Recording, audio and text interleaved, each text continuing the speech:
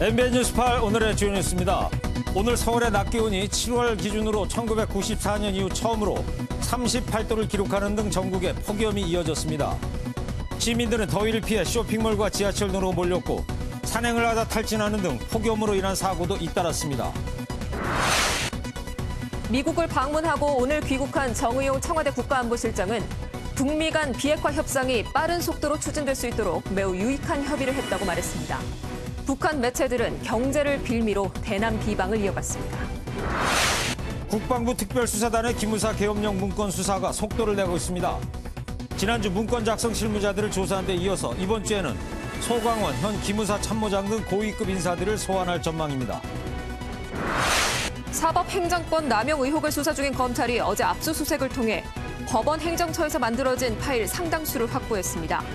임종헌 전 행정처 차장이 폐기했다고 했던 자료인데 수사에 탄력이 붙을 전망입니다. 지난 지방선거 기간에 여러 논란이 끊이지 않았던 이재명 경기도지사가 이번엔 조직폭력과의 유착 의혹에 휘말렸습니다. 진상규명을 요구하는 글이 인터넷에 이어지고 있는 가운데 이 지사는 SNS를 통해 의혹을 부인했습니다. 오는 9월 말부터는 모든 도로에서 뒷좌석 안전띠 착용도 의무화됩니다. 실험 결과 뒷좌석에서 안전띠를 매지 않고 있다가 사고가 날 경우 머리에 중상을 입을 가능성이 3배 높은 것으로 나타났습니다. 여러분 안녕하십니까? 일요일 MBN 뉴스8 시작합니다. 어제도 덥다고 했는데 오늘은 더 더웠습니다. 네, 서울 기온 기준으로는 어제 36.9도였는데요. 오늘은 38도였습니다. 네, 이러다가 가장 더웠던 94년 여름 기온 38.4도를 넘길 수도 있을 것 같아요. 네, 이번 주도 계속 덥다고 하니까요. 최고 기온 기록도 갈아치울 수 있겠죠. 네, 오늘 한낮 아스팔트 온도가 얼마인지 아십니까? 얼만데요? 60도였답니다. 정말 불판 위를 걷는 것 같습니다. 자, 윤기란 기자가 현장 취재했습니다.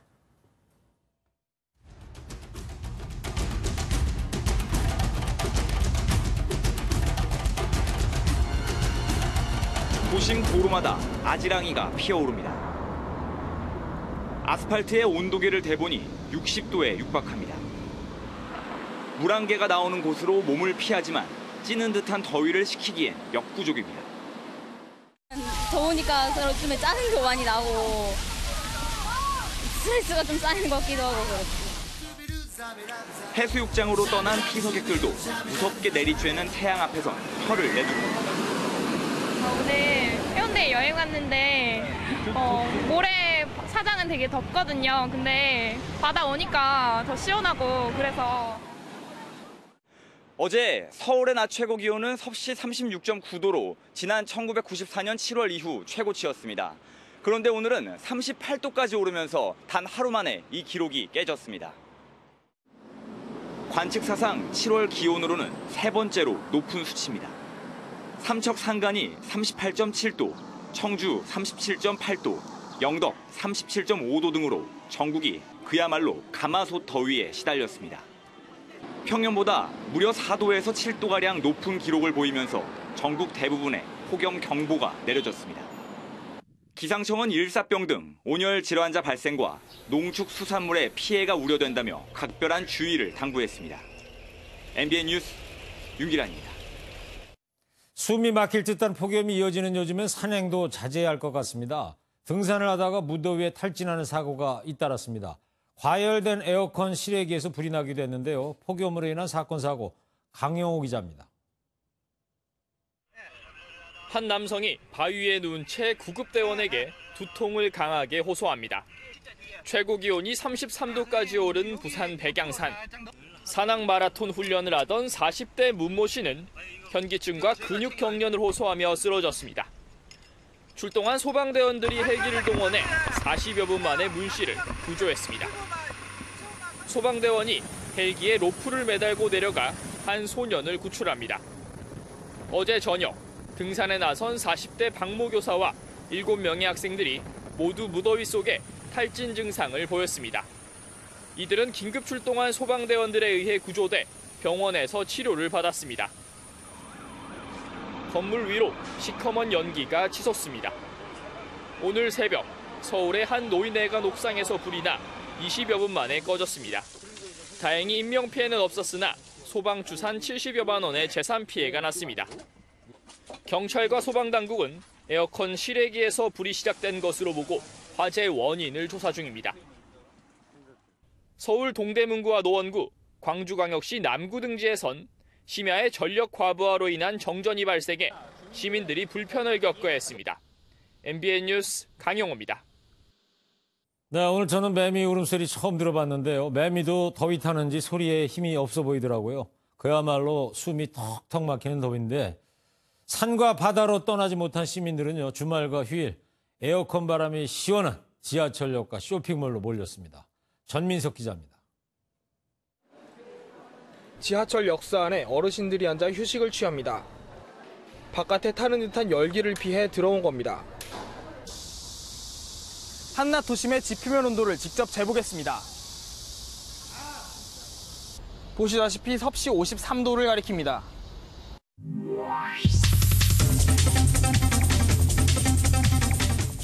반면 지하철역 내부는 30도로 20도나 차이 납니다.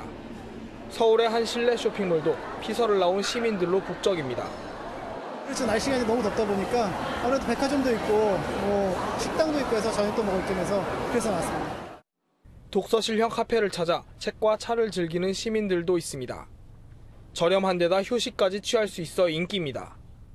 집에 있기 힘들고 아이와 자꾸 싸우는 일이 많아서 이런 시원한 곳에 와서 커피도 마시고 책도 읽고. 연일 무더위에 지하철 역사와 쇼핑몰은 도심을 미쳐 빠져나가지 못한 시민들의 피서 행렬이 이어지고 있습니다. MBN 뉴스 전민석입니다. 열대야의 피서철이면 약방의 감초 같은 뉴스가 있죠. 바로 술판과 쓰레기 무단 투기로 변해버리는 해변 이야기입니다. 나 하나쯤이야 하지 마시고 나부터 쓰레기 치우는 시민의식 필요합니다. 해변은 별이 쏟아지는 곳이죠. 해변을 쓰레기가 쏟아지는 곳으로 만드는 사람들 도대체 누굽니까? 안진우 기자입니다. 해가 저물자 수변공원으로 사람들이 몰려들기 시작합니다. 얼마 지나지 않아 공원은 발 디딜 틈 없이 가득 찹니다. 분위기가 좋잖아요. 술맛 나고. 밤이 깊어지자 공원은 점점 거대한 술판으로 변합니다. 안주나 야식으로 각종 음식을 배달시켜 먹기 바쁩니다. 술판은 새벽 3시가 넘어서도 끝나지 않습니다. 날이 밝아오자 수변공원의 민낯이 적나라하게 드러납니다. 불과 몇 시간 전까지 사람들로 가득 찼던 수변공원입니다. 사람들이 하나둘 자리를 떠나면서 공원은 쓰레기장으로 변했습니다. 깔고 앉았던 돗자리만 남겨두고 몸만 빠져나간 사람들. 먹다 남은 술에 음식물까지. 공원에선 악취가 진동합니다. 새벽 5시 청소가 시작되지만 분리수거는 엄두도 내지 못합니다. 환경미화원들에겐 이미 익숙한 풍경입니다. 여름 성수기에 수변공원을 찾는 사람은 하루 만여 명 가량인데 매일 새벽 처리하는 쓰레기가 3에서 4톤에 달합니다. 처음에 나 한숨부터 나오죠. 나와서 처음 쳐다보면 어디서부터 손을 대야 할지. 주말에는 많이 나올 때는 한 7톤, 8톤까지도 나오고 그래. 오늘도 더위를 피해 나온 시민들이 버리고 간 쓰레기 더미는 수변공원에 쌓이고 있습니다. MBN 뉴스 안진우입니다.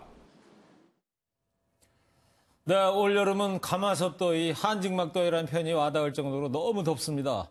작년하고는 또 다른 느낌인데요. 도대체 이번 폭염 원인 무엇인지 또 언제까지 계속될 것인지 이수아 기자와 날씨 추적해보도록 하겠습니다. 자, 이 기자, 올여름 왜 이렇게 더운 겁니까? 복합적인 이유가 있겠지만 가장 큰 원인은 이 한반도 아래 위로 발달한 북태평양과 티베트 고기압 때문입니다. 네. 화면에 보시면 더 쉽게 이해하실 수 있을 겁니다. 일단 지난달 대륙에서 생긴 티베트 고기압은 평년보다 이례적으로 강하게 발달하면서 한반도 주변 대기를 전반적으로 뜨겁게 달궈놨습니다. 여기에 고온 다습한 북태평양 고기압 역시 예년보다 빠르게 세력을 확장하고 있고요. 북태평양 고기압이 위로 올라오면서 그나마 열기를 식혀주던 장마전선도 북쪽으로 빠르게 밀어냈습니다. 이렇다 보니 한반도가 뜨거운 공기 사이에 갇혀서 있는 상황입니다. 네. 지금 이 기자가 앞서 설명한 것이 결국에 히트돔, 열돔 현상이다 이 얘기 아니겠어요? 네, 대기권 중상층에 발달한 고기압이 정체하거나 아주 천천히 움직이면서 뜨거운 공기를 지면에 가둬서 더위가 점점 심해지는 현상을 말합니다. 네. 고기압에서 내려오는 뜨거운 공기가 마치 반구형 지붕에 갇힌 듯이 지면을 둘러싸기 때문에 붙여진 이름인데요. 지난 6월에 기록적인 더위가 미국에서 있었는데 이때도 같은 현상이 일어났다고 합니다. 네. 제일 중요한 게 국민들이 가장 알고 싶어하는 게 이 더위가 언제까지 갈 것이냐 이건데 기상청 예보는 어떻게 나와 있습니까? 네, 이번 폭염은 적어도 이번 달 말까지는 지속될 것이라는 게 기상청의 전망입니다. 네. 직접 설명 들어보시죠. 당분간 기압계에 큰 변화가 없어서 기온 상승 경향이 유지되고요. 대기 하층의 수증기랑 열이 축적되면서 이런 고온 현상이 7월 말까지도 이어질 것으로 예상이 됩니다. 네, 또 지금 같은 폭염은 7월 말쯤에 마무리가 되더라도 8월 중순까지는 무더운 여름 날씨가 계속된다고 보시면 될 것 같습니다. 그래요. 더위가 이제 앞으로 한 달은 지속된다 우리 생각을 하고 근데 지금 온열 환자가 전국적으로 1,000명 가까이나 생겼고 사망자도 생겼단 말이죠. 거의 재난 수준인데요. 정부의 어떤 대책 같은 게 나오고 있습니까? 네, 일단 정부는 이번 폭염을 계기로 폭염도 자연재난에 포함한다는 계획입니다. 예. 현재 재난안전법상 자연재난에는 홍수와 배설, 가뭄, 지진 등이 포함되어 있지만 폭염은 아닙니다. 그렇기 때문에 지금까지 폭염으로 인한 피해는 인정되지 않았는데요. 만약에 법이 개정되면 폭염이 자연재난에 포함되고 정부 차원에서 좀 더 체계적으로 대응할 수 있게 됩니다. 또 온열 질환으로 인한 사망자나 가축 폐사에 대한 피해 보상도 가능해집니다. 네, 지금까지 그럼 폭염 피해는 한 번도 인정된 적이 없습니까? 재난 차원에서? 네, 파악된 바로는 그렇습니다. 네. 하지만 개정안이 아직 국회에서 계류 중이기 때문에 사실 지금 당장 이게 적용되기는 좀 어려울 것 같습니다. 그래요? 또 더워지면 문제가 되는 게 또 걱정들 하고 있는 부분이 전력 수급 문제 아니겠습니까? 이 문제는 정부에서 어떻게 하고 있어요? 네, 계속되는 폭염에 전력 수요는 연일 최대치를 경신하고 있습니다. 네. 올여름 최대 전력 수요는 8,830만 킬로와트에 이를 것으로 예상되는데요. 이거 역대 최대치입니다. 이에 따라 오늘 백운규 산업통상자원부 장관이 긴급 현장 점검에 나서서 수급 상황을 직접 점검하기도 했습니다. 네. 안정적인 전력 수급이 이루어질 수 있도록 만전을 기한다는 방침입니다. 네, 어떤 대책을 세워놓고 있다고 그럽니까? 네, 간단히 말씀드리면 긴급 대책반을 구성해서 취약지구 중심으로 특별 점검을 하고요. 노후 변압기 교체를 지원해주는 사업도 확대 운영합니다. 한전에서 현재 진행 중인데요. 또 원자력 발전소 정비 기간을 조정해서 가장 전력이 많이 사용될 것으로 예상되는 전력 피크 기간 공급 능력을 추가 확보할 예정입니다. 네, 그래서 공급 능력을 추가 확보하겠다는 게 정부의 일단 방침인 것 같긴 한데요. 예. 알겠습니다. 마지막으로 폭염에 우리 주민들, 시민들이 지켜야 할 안전 수칙이 있다면 좀 소개해 주시죠. 네, 이런 날씨에는 열사병과 탈진이 생길 가능성이 높습니다. 그렇죠. 낮에는 야외 활동, 실외 작업을 가급적 자제하셔야 되고요. 해가 지면 괜찮을 거다 생각하실 수도 있는데 집중력을 흐트러뜨리는 날씨이기 때문에 안전사고가 발생할 수 있습니다. 오히려 안전에 더 유의하셔야겠습니다. 네, 무엇보다도 야외에서 활동하시는 분, 그리고 농촌의 어르신들, 특히 온열병 예방에 만전을 기하셔야 될 것 같습니다. 자, 이수아 기자였습니다. 다음 소식입니다.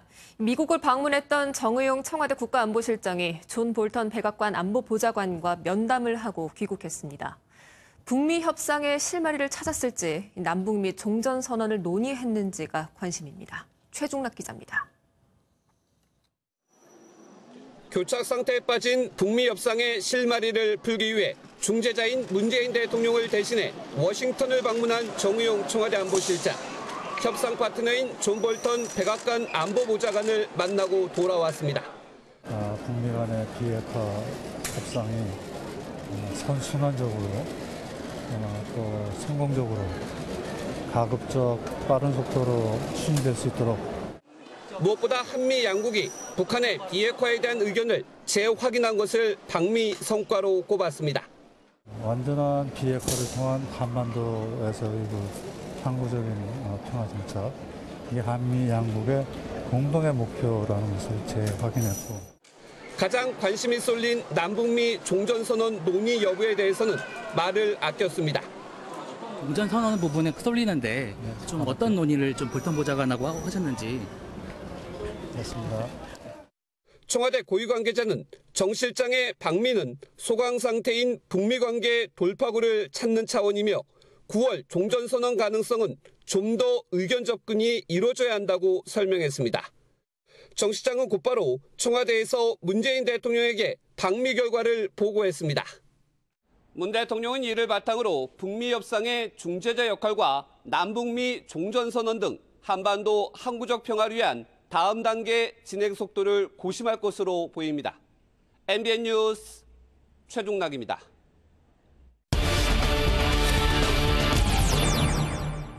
네, 두 차례 남북 정상회담과 싱가포르 북미 정상회담 뒤에 북한의 비핵화는 현재 구체적인 성과가, 가시적인 성과가 별 없는 상태입니다. 이런 가운데 최근에 북한이 대남 비방 행보를 다시 이어나가고 있어서 우려를 낳고 있는데요. 취재 기자와 함께 뉴스 추적해보도록 하겠습니다. 연장현 기자. 네. 북한이 최근 들어 갑자기 우리를 향해서 비방 논평과 기사를 쏟아내고 있어요. 어떤 것들이 있었는지 일단 좀 소개 좀 해주실래요?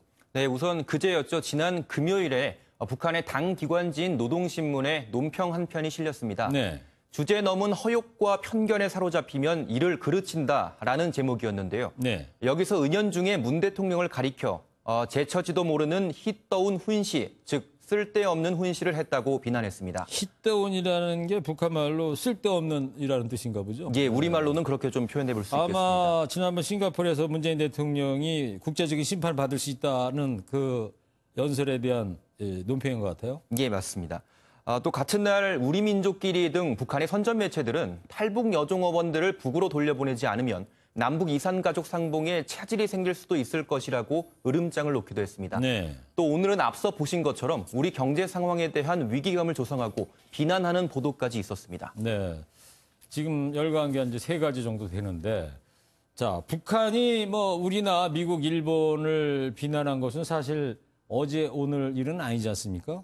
다만 한동안 뜸하다가 다시 시작하는 것으로 보이는데 어느 정도로 이 사안을 우리가 심각하게 받아들여야 할까요? 네, 북측의 원색적인 대남 비난은 말씀하신 것처럼 자주 사용해왔기 때문에 우리에게도 또 그만큼 익숙한 전술입니다. 북측이 주로 중요한 협상이나 또 대외적으로 큰 변화를 앞둔 상황에서 이런 현상이 관찰됐었는데요. 때문에 전문가들은 그다지 크게 의미 부여를 할 필요는 없다고 입을 모으고 있습니다. 그렇군요. 하지만 북미 정상회담 이후에 대북 제재가 딱히 풀리지 않고 있는 현 상황에 대해서 북측이 불만을 느끼는 건 확실해 보입니다. 네. 따라서 앞으로 북측이 추가적인 행동을 취할 수도 있기 때문에 예의주시해봐야 될 것 같습니다. 그래요. 이제 앞으로 상황을 좀 지켜봐야 될 것 같고. 근데 이런 상황 속에서 민족화해협력 범국민협의회죠? 민화협. 최근에 이제 방북을 하고 돌아오지 않았습니까? 예.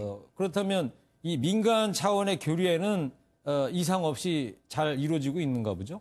예, 우선 김홍걸 민화협 대표 상임의장 발언을 함께 들어보시겠습니다. 네.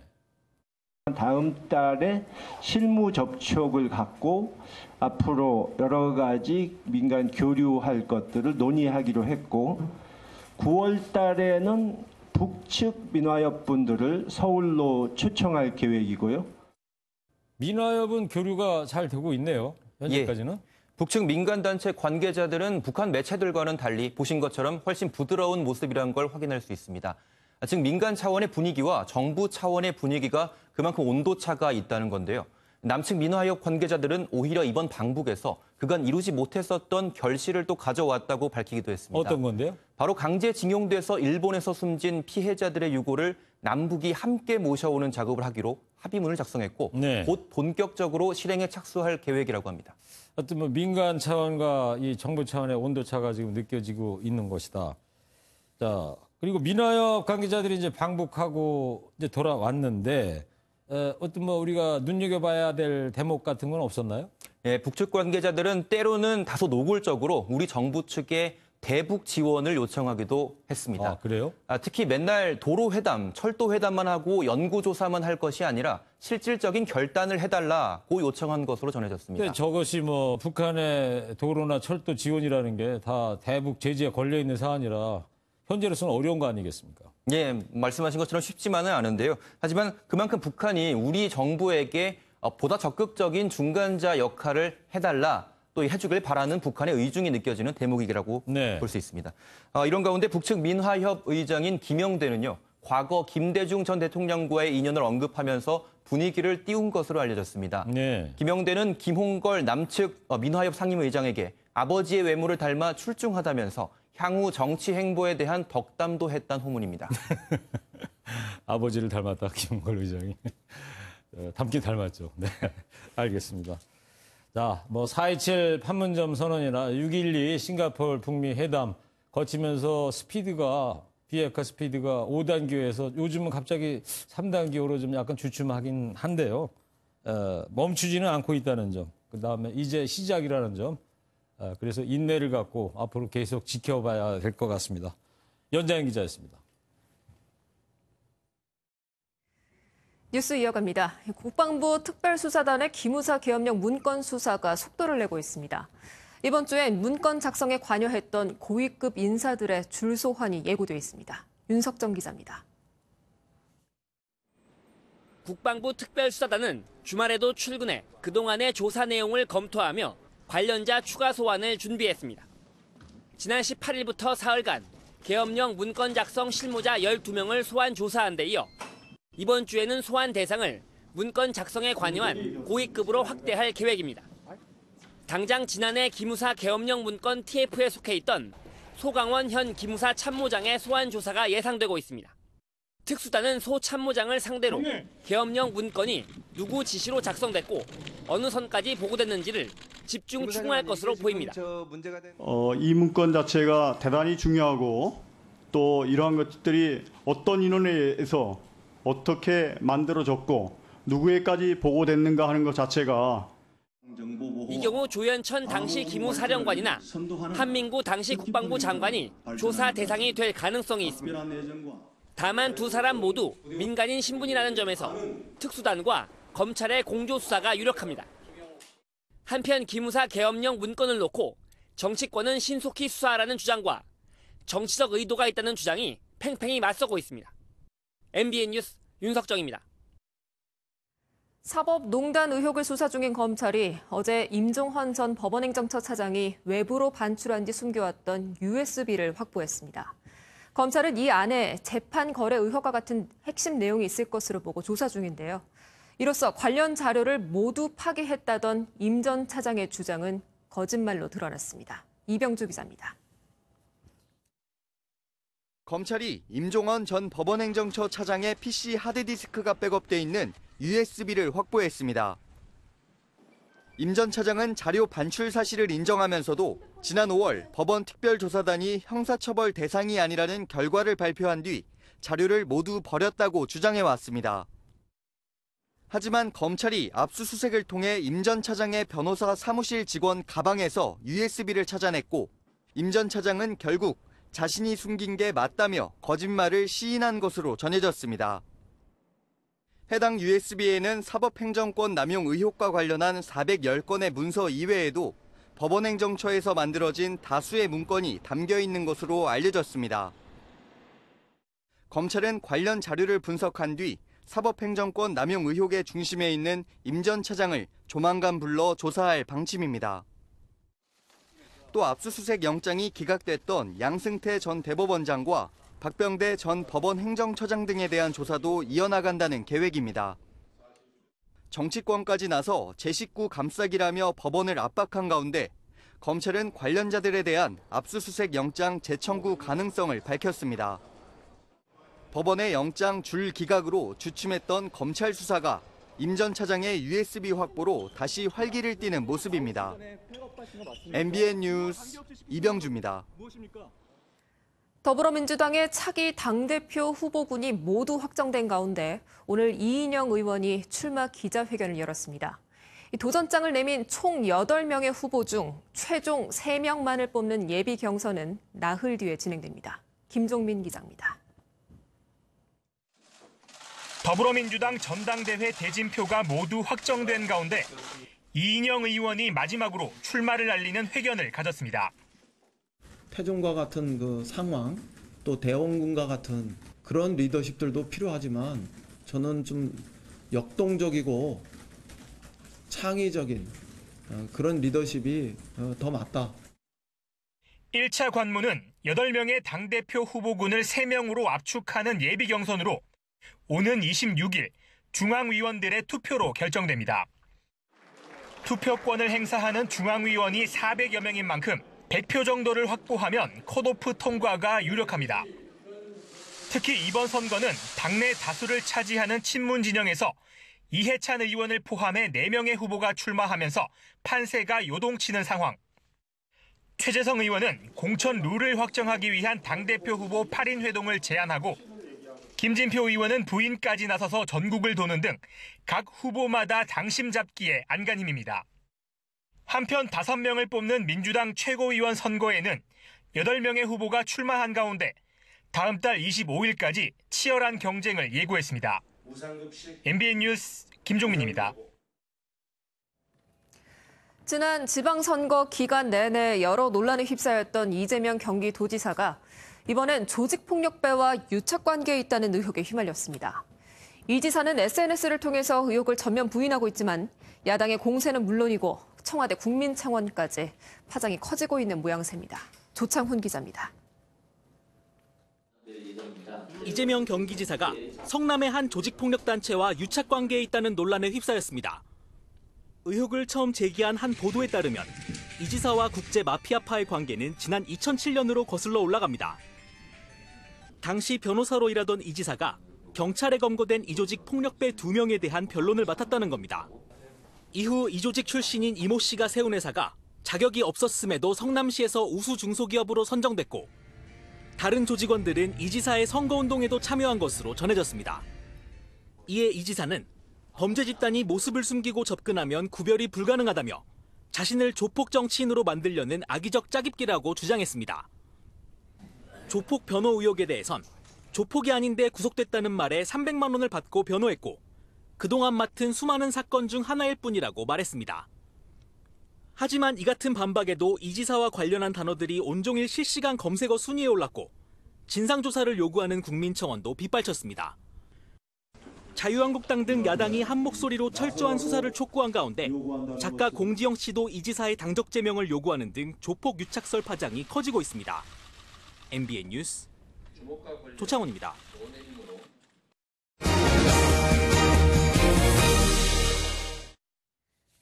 휴가철을 맞아서 차 타고 가족여행 갈 때요. 보통 뒷자리에 타는 사람은 안전띠를 잘 안 매잖아요. 그렇죠. 네. 근데 뒷자리에서 안전띠를 안 맸다가 사고를 당하면 사망하거나 다칠 확률이 3배나 높아진다고 합니다. 네, 인체 모형으로 실험을 해봤는데요. 이 장면 놓치지 마시기 바랍니다.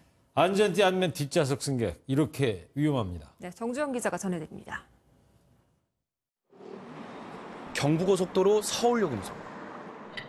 1시간을 지켜본 결과 운전석과 조수석은 대부분 안전띠를 맸지만 뒷좌석에서 안전띠를 착용한 경우가 거의 없었습니다.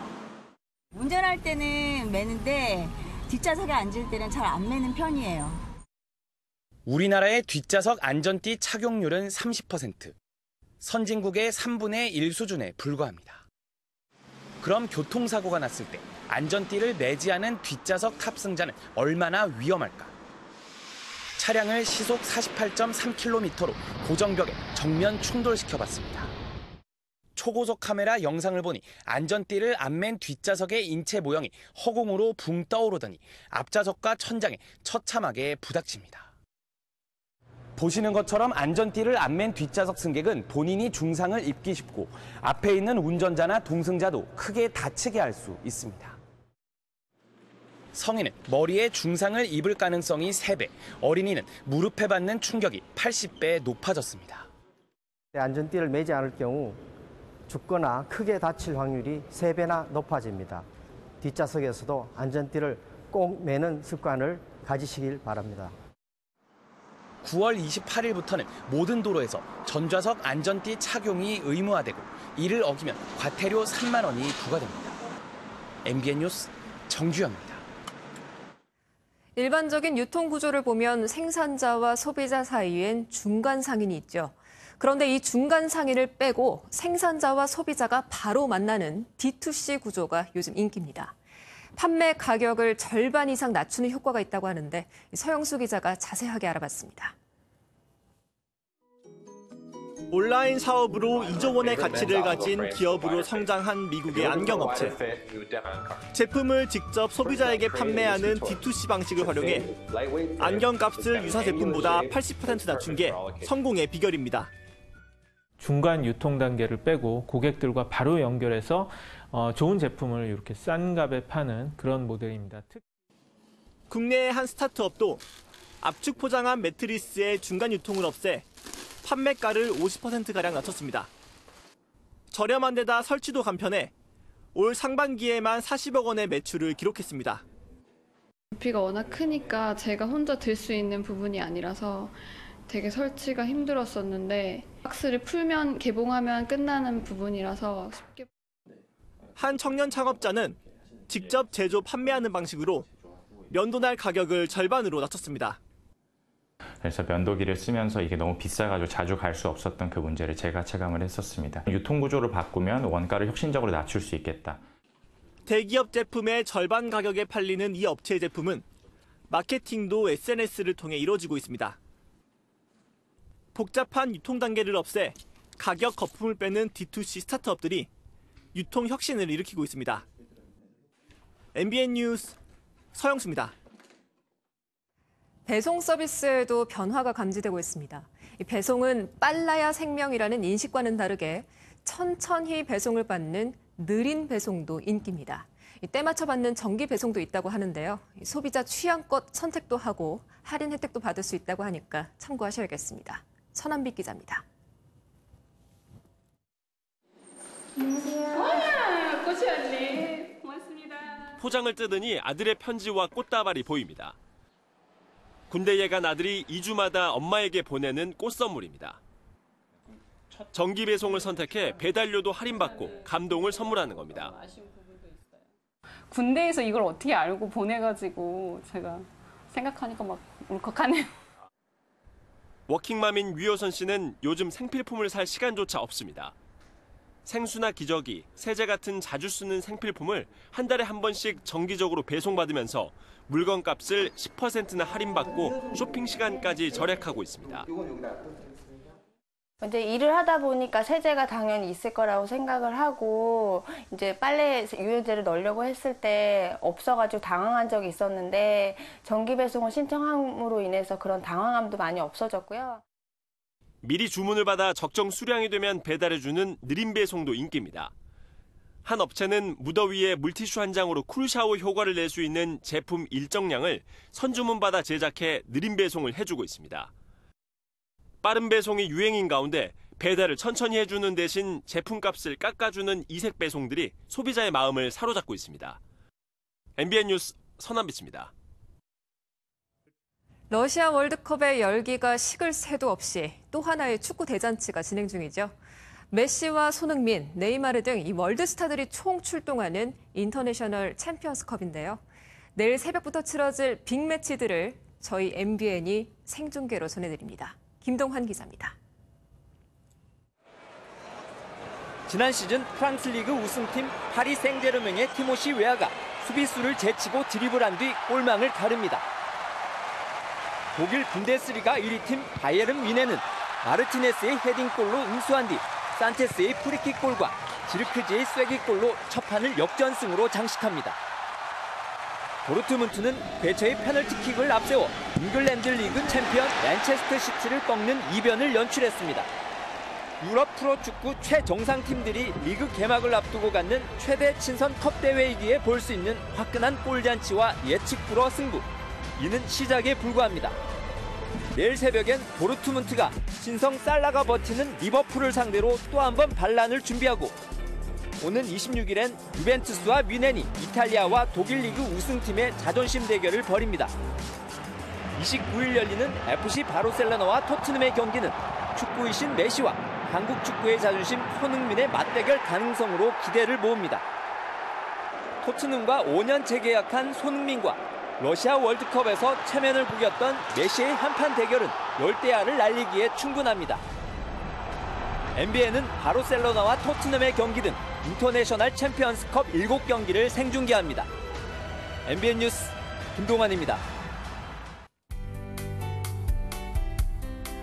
휴일인 오늘 중부지방을 중심으로 기온이 크게 올랐습니다. 서울은 어제에 이어 또다시 최고 기온을 경신했는데요. 오늘 서울의 낮 최고 기온은 38도로 94년 이후 역대 세 번째로 더웠던 7월로 기록됐습니다. 내일도 서울의 낮 기온은 35도로 오늘보다는 낮겠지만 여전히 불쾌감이 높은 후텁지근한 더위가 계속될 전망인데요. 오늘 구름이 끼면서 열기가 덜했던 남부지방도 내일은 광주 36도, 대구는 37도로 오늘보다 높은 기온을 보이겠습니다. 전북과 충청 내륙 그리고 제주에서는 오늘 소나기가 내린 곳이 있었습니다. 내일 중부지방은 태풍의 열기가 약해지면서 대체로 오늘보다 낮 기온이 내려갈 전망인데요. 반면 남부지방의 경우는 구름이 걷히면서 내일 한낮 기온이 오늘보다 2도에서 5도가량 오르겠습니다. 강원 산간과 해안을 중심으로도 빠짐없이 폭염경보가 내려져 있습니다. 내일 강릉의 한낮 기온 35도가 예상됩니다. 이 더위가 언제쯤 끝날지가 가장 궁금하실 텐데요. 이번 한 주 동안도 35도 안팎의 폭염이 이어질 전망입니다. 날씨였습니다. 미국 메인 대학 기후연구소가 매일 그리는 오늘의 기후지도입니다. 네. 지구 북반구가 북극 빼고 온통 빨갛네요. 네. 이 북반구 상공에 소뚜껑 같은 그 열돔이 만들어졌기 때문이라고 해요. 네. 네. 군 생활할 때 자주 쓰는 말 뭔지 아십니까? 뭔데요? 아무리 힘들어도 국방부 시계는 돌아간다. 그러면 아무리 더워도 여름 시계는 돌아가겠죠? 네, 빙고. 네. 네, 시청자 여러분, 온열 질환 꼭 주의하시기 바랍니다. 네, 팔팔한 MBN 뉴스팔 마치겠습니다. 시청자 여러분, 더워도 행복하십시오.